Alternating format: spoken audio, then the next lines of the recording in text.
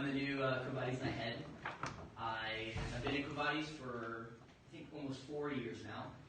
I'm 20 years old. I grew up in Minster, Ohio, which is not too far away. I was born and raised there. And I'll start from the beginning. I was a cradle Catholic, like pretty sure most of us are.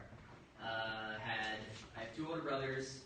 I have my mom, who is the head of our faith in our family, and my dad, who converted, I would say about 2008, I would say. I was probably 10 years old. So there's a significant chunk of my childhood where he didn't associate with his faith. My grandma was from England. She was also, I wouldn't say any faith, almost atheist. So that was an interesting way of growing up, something that is a little bit different from some people. Some people are full cradle Catholics, but that's me. I went to Minster High School. I was in a ton of clubs, super active. I ran track, cross country, I was in the band. I was homecoming king, so that was a shock. But I did a lot of different things in there. I kept myself pretty active. I had a good group of friends, a lot of good friends. But, I mean, high school brings high school problems, as many of you probably had, or have seen others have. A lot of comparison with the people, a lot of trying to fit in, trying to be friends with everyone. Got into drinking, partying, all the good stuff being popular in high school, or trying to be, thinking it's cool. I graduated, and I now went to Ohio State in mechanical engineering, transferred from Ohio State to Wright State Lake, so that's where I am now. I'm a sophomore in mechanical engineering, so I'm local, which gives me time to actually hang with you guys and be in Quo Vadis a lot more, spend more time, which is super neat. This is an awesome group to be in. It's definitely been a great place for me. So, back in high school, I was considered what my friends would call me a good Catholic. That was like my title. It was kind of funny, and it was weird. It was I was like the role model, and that was a good thing and a bad thing because I was like the role model. It's kind of cool. And then I was also doing the same things as them as this good Catholic, which probably didn't promote them to do better things. I just rolled around with them and got nice and dirty and the fun stuff of secular life. But most of my life changed in a pivotal moment of sophomore year of high school. It was my first year of going to CYSC. My mom came downstairs and came up to me and said, "Devon, I have this awesome place that you're going to go to. It's got paintballing, it's got archery tag, and you don't have to be here." And I was like, "Awesome. What's it called?" They're like, "Catholic Youth Summer Camp." And I was like, "Oh, heck no, I am not going to this." Like, no. I bucked her for a week. I had so many things taken away from me in that week. I was punished severely for the actions I took to drastically make myself not have to bed. I practically was kidnapped, thrown in the car, and dropped off, kicked out the door, and they drove away. I was stuck for a week at this place, and I was pissed. And it was great. I am so glad they brought me there. And I say that now, and I laugh so hard, but I really didn't want to go. Josh was there in the car with me. We didn't want to go at all. It was embarrassing how bad we tried to get out of it.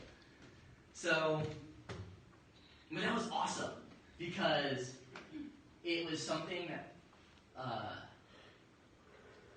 I've never experienced before. It was so new.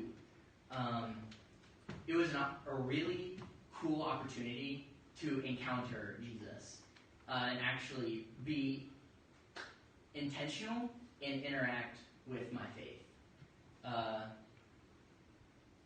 It was, I can't even put it to words, because sometimes we grow up as cradle Catholics and we just go through our lives and we never actually encounter. And we miss the big question of why are we Catholic? And we just keep walking, but we're walking blindly. So this was an actual first time for me to put a why with who I was, and put that together and start living a life. So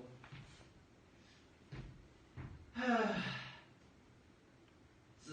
talk highly about my first trip to CYSC, but I'll talk about my first encounter, which the major reason why the first encounter was so big is it was my first time through praise and worship and adoration, and I was sitting in adoration, I was kneeling in adoration, and I was considering playing football, but I had a previous eye injury back in, I think, 6th grade, where I tore my retina. We only figured that out whenever I had to start going to eye appointments, because I turned nearsighted because of it. Thankfully, my retina was able to heal itself after I was knocked out playing Deckfest.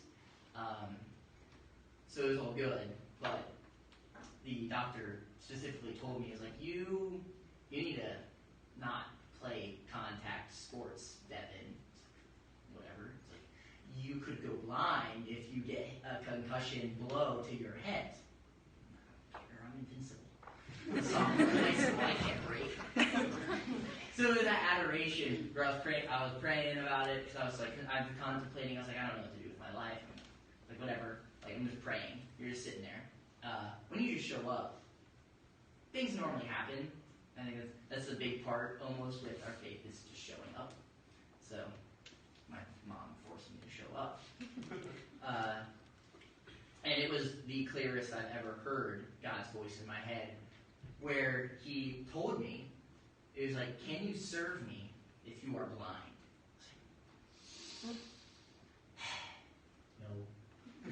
No, I can't. I cried. It's taking away my life. Because football's life. When you're a guy in high school, take away football, you almost become a nobody, which is kind of sad, but that's, as a sophomore who was living in comparison, who's worried about what everyone thinks, that's your identity, and that was stripped. So the beginning of the stripping of identity had begun. So I think of CYSC like, that's a bad analogy because the Stations of the Cross are so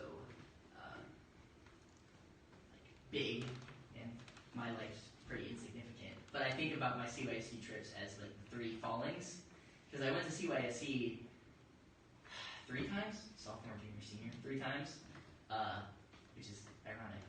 That's why I say Station of the Cross. I did not do great after each one of them. It was go to CYSC, super powerful encounter, go home, do the same things, go to CYSC, come back, do good things. It's back and forth, keep falling into the same things. But each time, it was a significant growth. So, just like the Bible, we talk about the good, the bad, and the ugly. So, my sophomore year of CYSC was awesome. Came back, fell into normally the same things, and lost my connection until the winter of my junior year. This was another fun night. This was, I would almost say, one of the biggest moments in my life. I was out with my friends that night. It was a Saturday, December 2018. We were on winter break, and we had just gotten back from a party. I It was probably 2 a.m. I got dropped off. I was drunk, and I meandered up to my room and got in my bed, and I just sat there for like, I don't know, it felt probably like 30 seconds, and I just started crying.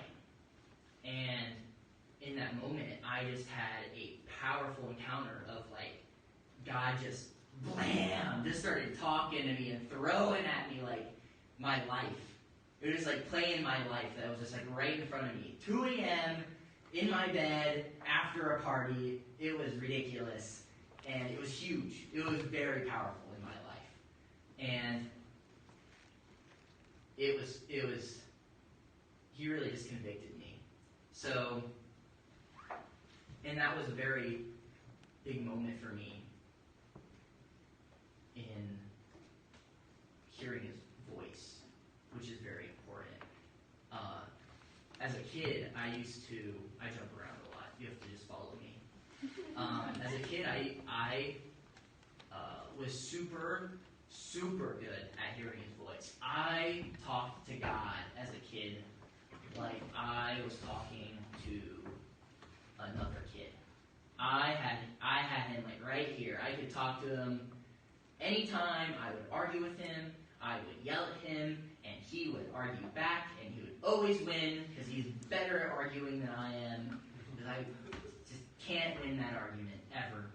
You can try, and I encourage you to try because you'll lose, and then you'll be humble. So through that time period, I really just couldn't hear him. I would try so hard in prayer and church, I just crickets, blank. And that was like reopening that door of communication also that winter. So junior and senior year was my last year being a camper. And I was ready to be Catholic 101. My last year of camping, being a camper, 3 years in, I am a solid, what's it called? An alumni. I'm an alumni CYSC member. I am ready to change the world. I lasted 2 months, maybe a month. And I was doing the same things over again, just like that. I was with my friends. And not to say that I was the same I was as a sophomore, because that's not true. I would encourage that growth happens all the time. But I wanted more. So it was in the middle of summer of my senior year, that summer. And I actually got a text from a really good mentor of mine at CYSC the day, if not within a half an hour of when I started thinking about how well I've been doing this summer. He texted me and he's like, "Hey Devon, how have you been doing this summer? You been keeping up with your goals?" "Nope, I have not been." And he texted me and he said, "Come back. Come back and be a staff member with us for a little bit." And I said, "Are you serious?" "Yeah, come back right now. Like, I want you." So I was my first introduction of being a staff member. I came right back. I worked on the service staff with Sam Jones and his group. And that was a whole new encounter. Being a camper is one thing.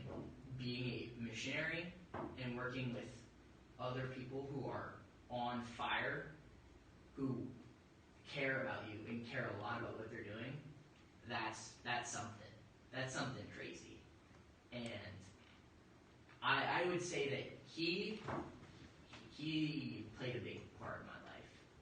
He was someone who really changed me and helped me grow. Because in the nights that we would just sit, the 4 high schoolers and him around the fire until 2 a.m. talking life. Those are the days you solve the world's problems. That was super awesome. So, being on staff for that little tiny bit, it showed me something with being with everyone. It showed me the very big importance of community, and it put a little bug in my ear about being there, and I loved it. So that moment was a launching point. If NASA, that was takeoff for me. There's a lot of takeoffs. A lot of them, sorry. But it was another good one. Okay, so 2020, graduated. I worked the summer, and then I, throughout that year, I heard in my head a little nudge of CYSC. I put it off. And finally, I made a deal. So I'm a deal maker with God. And I said, okay, I've worked my butt off for 6 years. I have a kick-butt resume. I'm going into mechanical engineer. I had a 3.9 GPA in college. My freshman year, I'm going to apply for co-ops. In this summer of 2021, I applied to 8 companies. And I said, Jesus, if I get denied from all 8 of these companies, I will apply to CYSC. It took like 3 days, and I got denied by every single company. It was so quick. I was like, whatever. No.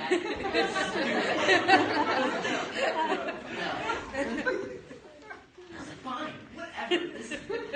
So I applied to CYSC. I was like, I better get denied here. So, first interview went through, second interview went through, third interview where they decide who they're doing.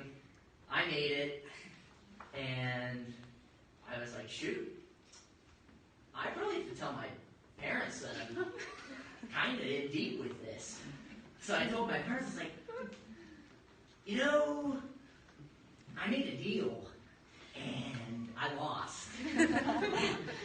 And I got an offer, because I've been doing this for like a month now, I'm applying. I made it into CYSC, and I have a week to accept. And my mom was like, that's awesome. My dad was like, do you get paid? No. This isn't going to help your engineering career at all. I was like, yeah. He's like, you shouldn't do this. Yeah.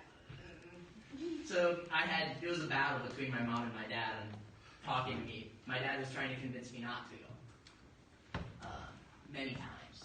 Trying to convince me not to do it. To just work somewhere else. Work on the line. And then next summer, be able to apply and work at a co-op position after I had my foot in the door. My mom encouraged me that, he's like, if you need to do this, go. Don't stop, go. And I talked to Sam Jones, and he was like, dude, you need to do this. Okay, I'm in. And I accepted it. So, being a full-time missionary, you start, I think I started May 28th. So the end of May, all the way to the beginning of August, it's 11 weeks. You get paid $2,500 or $1,000. You support fundraise yourself. So you actually have to go out and be like, hi, my name's Devon Schultz. I'm going to be a missionary at CYC. I was wondering if you would like to partner with me on my mission trip as I go to CYSC.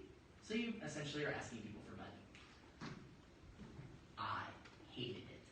I hate asking people to do things for me. I hate people doing anything for me. My mom's a service person. I hate it. I would rather do nothing and let me do stuff. I don't like to. I hated it. I talked to so many of the people who were full-time missionaries trying to get out of it, and they were just like, Devin, you just have to ask. I want to ask people for money. I'd rather get $0 than ask people for money. But it was the whole point of it, is to bring people on mission with you. And, I mean, we're in college, so we need money. And it's important to have people understand the mission that's going on. So, I really want to actually support fundraise the full $2,500. It was awesome that people were so willing to jump on board with me in doing that. So, the CYSC mission, I have it written down. Their purpose, this is where I get into the whole CYSC thing. I dive in deep. The purpose is we exist for the sake of the salvation of souls. The vision is to bring revival to the Catholic Church in America. The mission is to awake, empower, and equip a generation to live the adventure of the Catholic faith through world-class programs and an environment of encounter. Pretty cool. Their mission statement's pretty powerful. And they live by the statement of God doesn't just call the equipped. He doesn't call the equipped. He equips the call. He doesn't care where you are. If he wants you, he'll use you, and he'll find a way to use you well. I went to CYSC, and I had never actually opened up and read the Bible intentionally. I realized that, and it's a scary fact that, like, week 2, I haven't read the Bible. These guys have it memorized.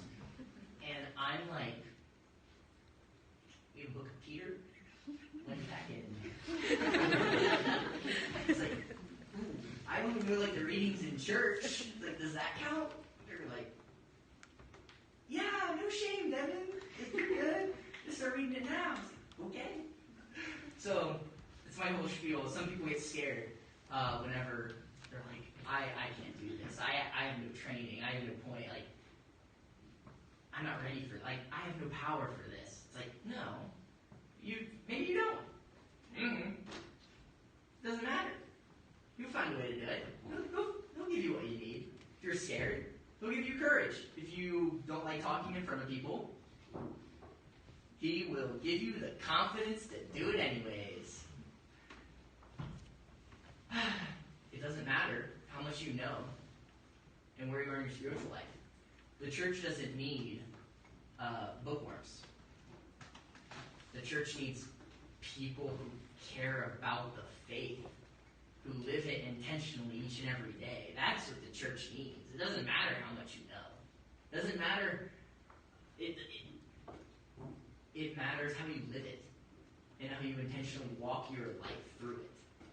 It doesn't matter how many podcasts you watch, how many books you read. The disciples came out of Pentecost. They started church and they didn't know what they were doing. Brad Piron was talking. He's like, these guys were just down there. And Jesus broke the bread. We bless this bread. Thank you, God, for giving us this bread. And they pass it around. They had no clue what they were doing. Like, they're not equipped at all. These guys are just guys. Like, they started the church with Jesus. It's like, doesn't matter what you know and what you're scared of. Jesus is in control. So, thankfully, though, CYSC does have an equip week. They provide sessions every day, learning about the gifts of the Holy Spirit. They teach you how to talk with, have intentional conversation with others, and how to hear Jesus' voice, how to call upon the Holy Spirit.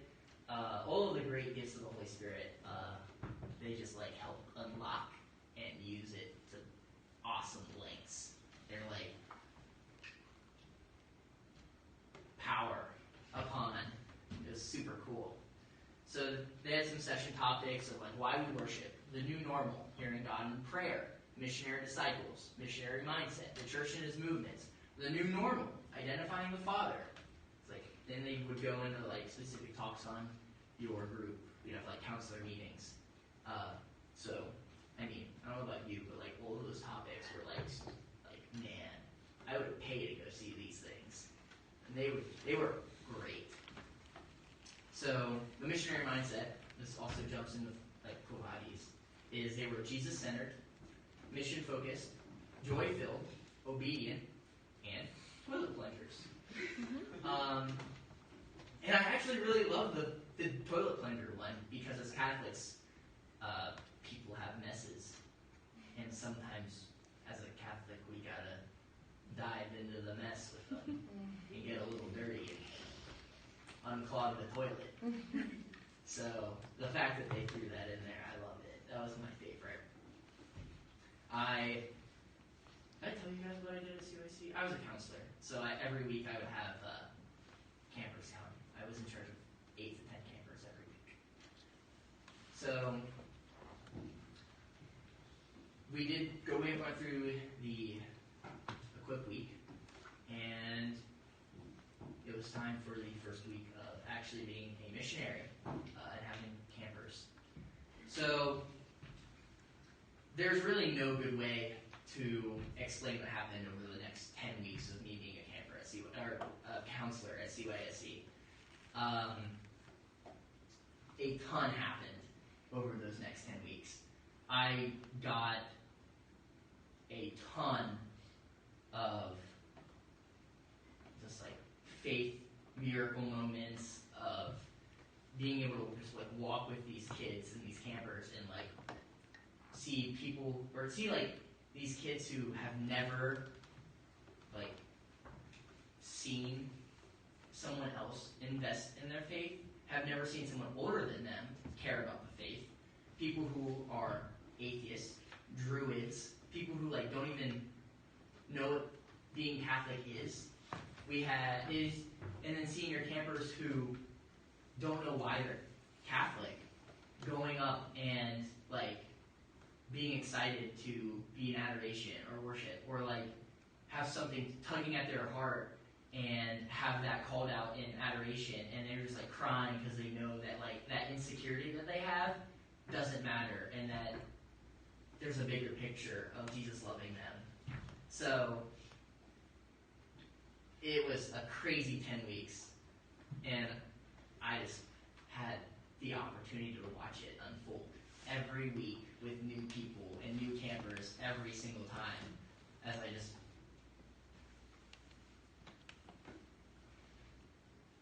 was a Catholic mentor.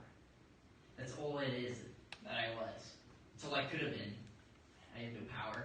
These kids were just coming up, accepting me as whatever I was. On the first day, already like in love with whoever you are, and then being vulnerable immediately and letting you just go with them. Some people weren't vulnerable, but walls were broken nonstop, constantly. I mean, I had a camper once who, he didn't say a word the entire week. Not a word. He was very reserved. He would sit there quietly, hands over, head down, worshiping Mass, everything. Just went through the motions. And then the last night when we did prayer ministry, where as counselors actually like pray over our camper, each individually, he just started crying, and he was like, "How did you know those things?" And it was like, "What?" He was like, "Those were the things I was worried about all week." And he was like, "I feel so happy and so whole." It was like, "Oh, I thought I was getting nowhere with you." It was like, bam, he's like, full in. It was like, it's crazy. Prayer ministry was probably one of the greatest things at CYC. The most scary, but the greatest. It's not normal, especially in this area, to just pray over someone. And I wouldn't entirely recommend. You can't. Yeah, it's really good to pray over people. I mean, as a father to bless his kids, or a father blessing his wife blessing a father. Like there's power in that. There's power in praying over each other. And CYC definitely does that in having us counselors pray over our campers and invoking the Spirit to guide conversation, I'm trying to not be a heretic here, and just help guide the Spirit in them. There. Got it. So, and with prayer ministry, I mean, you are opening yourself up to praying over them. I don't know where I was going with that. Whenever you go into prayer ministry, you have no clue what you're doing. I was terrified. It was my first, your first week, you hadn't done this before, you're praying over your campers, and I was terrified, and I was like, Jesus, I have no clue what to say. I know, because you know it's coming as a counselor, and they don't. It's like, I have no clue what I'm doing. I have no clue what I'm going to say to these guys for 5 minutes, each of them. It's like, I'm just going to open my mouth, and you can make words.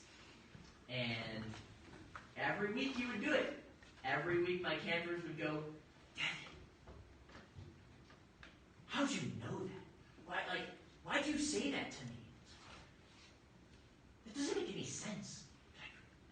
Dude, I just work here. He knows I don't even know what I said. What did I tell you? He's like, I don't know. I never knew. And these guys were just like, Daddy, what? He knows. I don't know. I forgot now. But he still knows. And he'll keep talking to you if you let him. And then they would also ask me, Devon, it's week 8. You've been doing this for 9 weeks. How are you still standing up? You have had max energy for 9 weeks in a row, running around in circles, playing paintball, and dealing with campers with high energy. Dude, I've got Jesus energy. My energy ran out week 2. But I have a different bar that Jesus has. He doesn't let it run out, which is real. Very real. It's a missionary high, and it was sweet. I could have gone non-stop. I could have ran a half marathon every other weekend. It'd be great. So, her ministry. Oh, yeah, this is a good line. I remember this as a counselor. I wrote this down in my journal. As a counselor, it's a step into like parenting a little bit. So you learn a little bit about what your parents go through. I learned a new meaning of what loving until it hurts means. That's real as a counselor, and it's pretty cool because sometimes you have good campers, sometimes you wouldn't. Sometimes it would be a struggle if they didn't want to be there, like me back when I was a sophomore.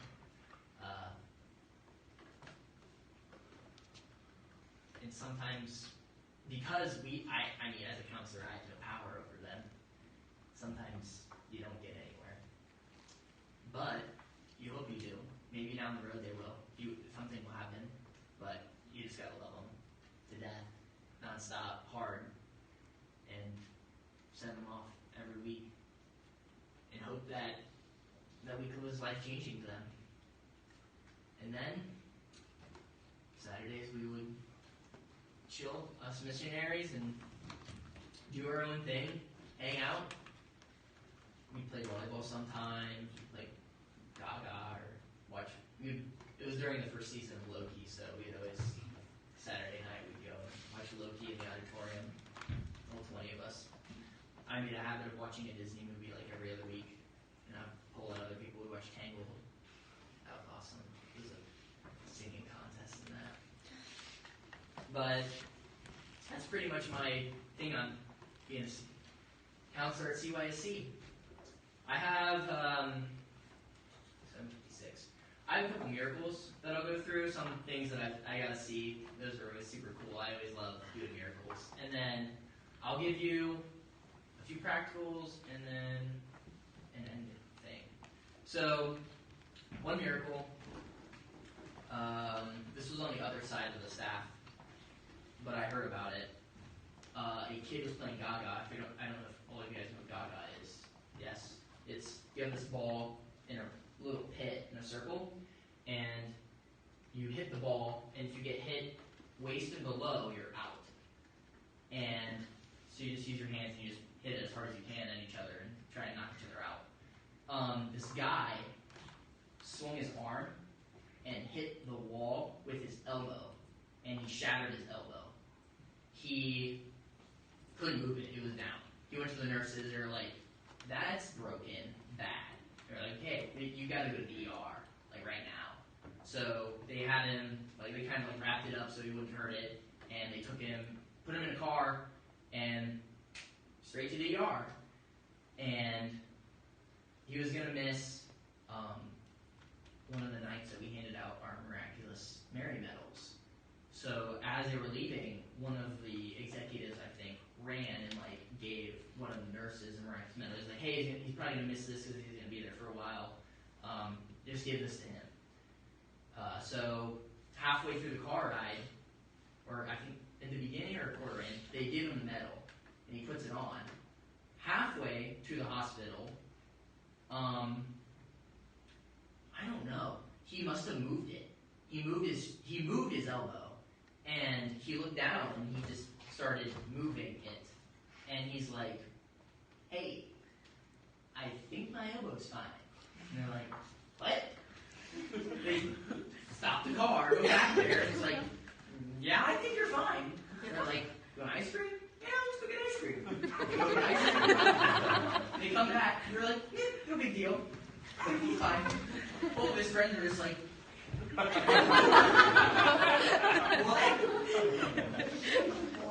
So that was one cool one. Another one, this happened right next to me. It was a group of girls. We were doing prayer ministry, and I was in the middle of one of my campers, and we just hear a group in front of us like scream hardcore, like all 7 or 8 of them, high-pitched women scream. And we all like, everyone stopped like, are you okay? And talked to the counselor later. The girl was laying down. She said she had hip problems because her legs were different lengths. So they were praying over it to try and get the pain away. And the girl screamed because they watched her leg grow a 1/4 inch to make the legs match. Yeah, cool, pretty cool. Oh, another guy, this was a testimony that he gave in front of everyone. He said I don't know if he was working on the roof. He said he fell 12 feet off a roof, and he landed on his heels. He shattered his heels, and I don't know what he shattered. He broke a lot of things up his legs because he fell directly on his heels. And he said that he's on drugs, and his pain level was like a 7 out of 10 every day, every step. It hurt to just walk because everything was just broken and wasn't going to get better. It was just not ever going to heal the same. So what do we do at CYSC? We prayed over him, and he was fine. Pain was 0 out of 10. Went on his day. Probably went home. Nuts. Another girl had chronic hip pain. She said that was a 7 out of 10. Almost all every day. 9 out of 10 some days. Couldn't do sports. Prayed over that. Gone. People whose voices, who, like, in the middle of the day ministry and then they were like full voice singing again. That happened a lot. One of them was, I think this is the coolest one, was there was a group of boys during Mass, and they were in the back. They let a group of girls go in front of them so that they could sit in the tent because it was raining. So they were outside of this tent getting just poured on. And they were like, man, like it's so hard to focus. Like we're just getting soaked by that torrential downpour. Like, man, we just want to focus on Mass. And then the next thing they knew, they weren't getting wet. And they like looked up and the rain was going around them. So to their left, like they're outside the tent, to their left, like right to their left, straight rain, behind them, straight rain, and they're like, nice. So they went through Mass completely fine, and right when the song ended, they got hit again. Like, it was done. So they're like, that's pretty cool. So, and these happen, I don't know, there's probably been hundreds of miracles at CYC. Miracles happen everywhere, every day, nonstop. I mean, technically there's, I don't know, every single Mass that happens is a miracle. So, people who say that miracles don't happen in this area alone, there's like 50 every day. So, that's not true. Okay. Practicals. Praying every day. For our missionaries and for Quo Vadis, they talked about this. This doesn't really apply, but I guess if you don't really have a set prayer time every day, I need to work on this more. I'm not as great as I should be. But praying every day is super important. I would sometimes just pray in the shower. My shower would be a little extra long, but I'm in the shower, and I would just pray. Say a rosary in the car, praying before meals, and just praying with friends is hard, but at least praying with, if you're dating, pray with your boyfriend or girlfriend. It's nice. It's pretty awesome. Spending time with Jesus. This is where you like creating intentional time, actually like sitting down and making time to just hear his voice. That's super important, I've learned, especially at CYSC, is being attuned. Because like that's your voice in your head. So any decision and any time you're going through a thing, if you are in tune, you can hear the input that he has on that decision, and you can know what to do. So spending time with Jesus, adoration, intentional time, is sitting down, having it quiet. I love driving with no music in my car. People hate it when they drive in my car, but it's dead silent in my car, unless I'm listening to Disney, and then I'm rocking. Worship through song. This one is something that CYSC really hits on. I know it's not something around here. There's a lot of people who don't like that. Charismatic. To be that charismatic. I don't think I know the definition of that word. I should use a word that I don't know the definition of. They don't like worshiping through song because that's different. But if you ever have that opportunity, it's definitely good. I think there's times where CYSC has, or I guess Damascus is their home base name. They have outpourings where they have just like adoration and praise and worship. Might be taking Carlo or two down there. I'll be sending that out, but I think that'd be fun. Because worshiping through song is it's the psalms. The psalm, like singing out worship. That's what we do at Mass with a lot of our things. Glory to God. And then practicing hearing God's voice. That was like a thing that I learned with campers, is that some of them didn't ever hear his voice. So I hope you guys enjoyed hearing about me. Testimonies are prophetic. It's saying that something that happened to me can happen to you. Don't be afraid.